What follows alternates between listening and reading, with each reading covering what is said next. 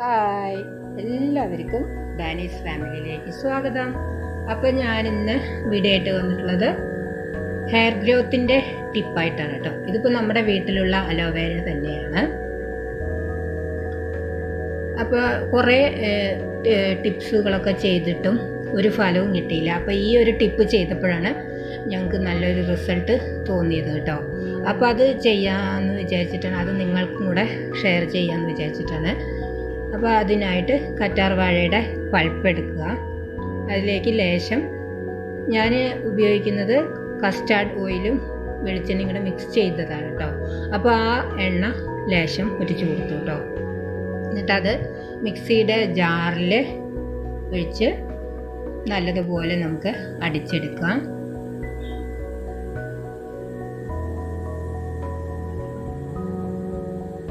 ഇത് അടിച്ചെടുത്ത് വന്നിട്ടുണ്ട് കേട്ടോ.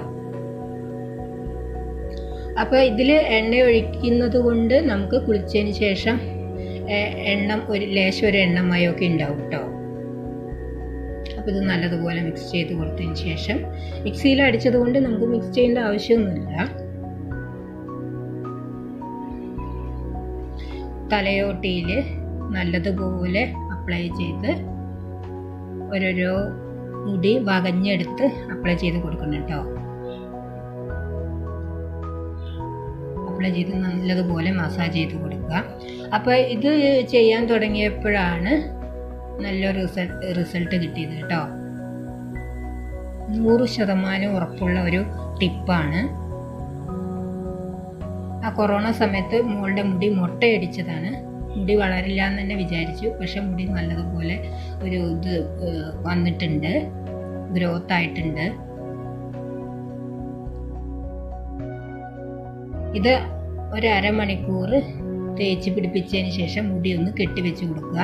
അപ്പോൾ മോള് സ്കൂൾ വിട്ട് വന്നാണ് കേട്ടോ, അപ്പോഴാണ് ഇത് ചെയ്ത് കൊടുത്തത്. അപ്പോൾ എപ്പോഴും സ്കൂൾ വിട്ട് വന്നാൽ കുളിക്കും, തലയും മേലും കുളിക്കും.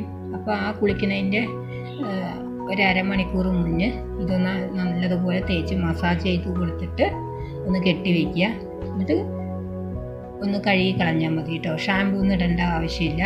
നല്ലൊരു ഉറപ്പുള്ള ഒരു ടിപ്പാണ്. എല്ലാവരും ഒന്ന് ട്രൈ ചെയ്ത് നോക്കണേ. അപ്പോൾ ഇന്നത്തെ വീഡിയോ ഇത്രയേ ഉള്ളൂ കേട്ടോ. അപ്പോൾ വീണ്ടും വേറൊരു വീഡിയോ ആയിട്ട് വരുന്നത് വരെ എല്ലാവർക്കും നല്ലൊരു ദിവസം ആശംസിച്ചുകൊണ്ട് okay, bye bye, thank you.